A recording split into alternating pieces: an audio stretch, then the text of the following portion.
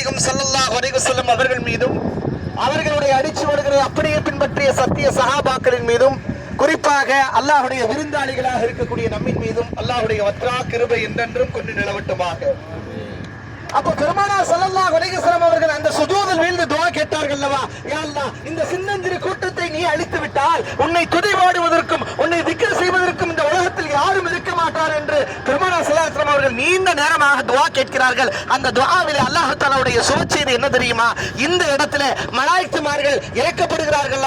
இப்படி இறக்கப்படும் போது முதலாவதாக இறங்கிய மலக்கு யார் என்று சொன்னால் வானவர்களுக்கெல்லாம் தலைவராக இருக்கக்கூடிய வானவர்களுடைய தலைவராக இருக்கக்கூடிய ஜிப்ரீல் அலைஹிஸ்ஸலாம் அவர்கள் இறங்குகிறார்கள். அதற்கடுத்து மீகாயில் அலைஹிஸ்ஸலாம் அவர்கள். இப்படி இருக்கக்கூடிய மிகப்பெரிய மலக்குமார்கள் எல்லாம் இறங்கக்கூடிய காட்சி அல்லாஹ் தஆலா அவர்களுக்கு எழும்போது காட்டப்படுகிறது. அந்த சுஜூதிலிருந்து எழும்போது அல்லாஹ் தஆலா அந்த காட்சிகளை எல்லாம் இங்கே இறங்கக்கூடிய காட்சிகள் எல்லாம் மறைமுகமான முறையில் காட்டி கொடுக்கிறார். அப்போது பெருமானார் ஸல்லல்லாஹு அலைஹி வஸல்லம் அவர்கள் அந்த பத்ருடைய யுத்தகளத்தில் சொன்னாங்க, அதோ ஜிப்ரீல் அலைஹிஸ்ஸலாத்து வஸலாம் அவர்கள் இறங்கி கொண்டிருக்கிறார்கள், அதோ மீகாயில் அலைஹிஸ்ஸலாம் அவர்கள் இறங்கி கொண்டிருக்கிறார்கள், அதோ அல்லாஹ்வுடைய மலக்குகள் வந்து கொண்டிருக்கிறார்கள் என்று சொல்லி பெருமானார் ஸல்லல்லாஹு அலைஹி வஸல்லம் அவர்கள் எல்லா சஹாபாக்களுக்கும் அறிவிப்பு செய்தார்கள். அங்கிருந்து இங்கிருந்து புறப்பட்டு என்னங்க அந்த பத்ருடைய யுத்தகளத்தில் வந்து பல சஹாபாக்களுக்கு மத்தியில அந்த மலக்குமார்கள் கலந்துக்கிட்டாங்க. மலக்குமார்களுடைய அந்த வருகையெல்லாம் எப்படி கண்டுபிடிக்கிறாங்க அப்படின்னா, சஹாபாக்களாக இருக்கக்கூடிய ஸல்லல்லாஹு அலைஹி வஸல்லம் அவங்களுடைய தோழர்களாக இருக்கக்கூடியவர்கள் எல்லாம் சொல்றாங்க, நாங்கள் எங்களுடைய வாழ்நாள் அது போன்ற மனிதர்கள் நாங்க பார்த்தது கிடையாது,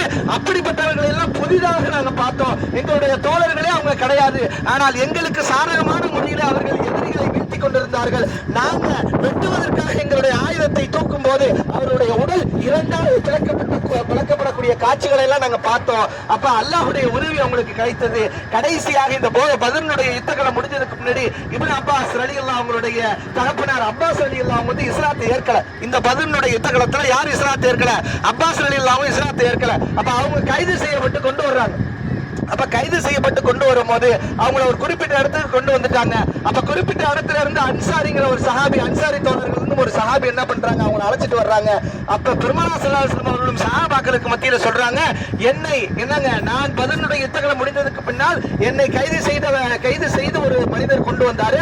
அவர் மிகவும் அழகான மனிதராக இருந்தார், அவர் மொட்டை போட்டிருந்தார், அவர் என்னங்க ரொம்பவும் அழகான மனிதராக இருந்தார், ஆனால் தற்போது இப்போ கூட்டத்துல காணமே அவரை அப்படின்னு சொல்லி அப்பாஸ் ரலியல்லாஹு அவங்க கேட்கிறாங்க. அப்பாஸ் ரலியல்லாஹு அவங்க கேட்கிறாங்க, இஸ்லாத்தை ஏற்கல.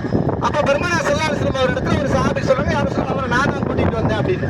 பெருமானார் ஸல்லல்லாஹு அலைஹி வஸல்லம் சொன்னாங்க, இடைப்பட்ட நேரத்துல தான் நீங்க கூட்டிட்டு வந்தீங்க, ஆரம்பத்துல யார் கூட்டிட்டு வந்தது அப்படின்னு சொன்னா மூன்றாம் வானத்திலிருந்து அல்லாஹ் தஆலா ஒரு மலக்கை இறக்குனா அவர்கள் தான் அவங்களை என்ன பண்ணாங்க, அவங்களை கைது செய்து கொண்டு வந்தாங்க அப்படிங்கிற விஷயத்தை பதிவு செய்தாங்க.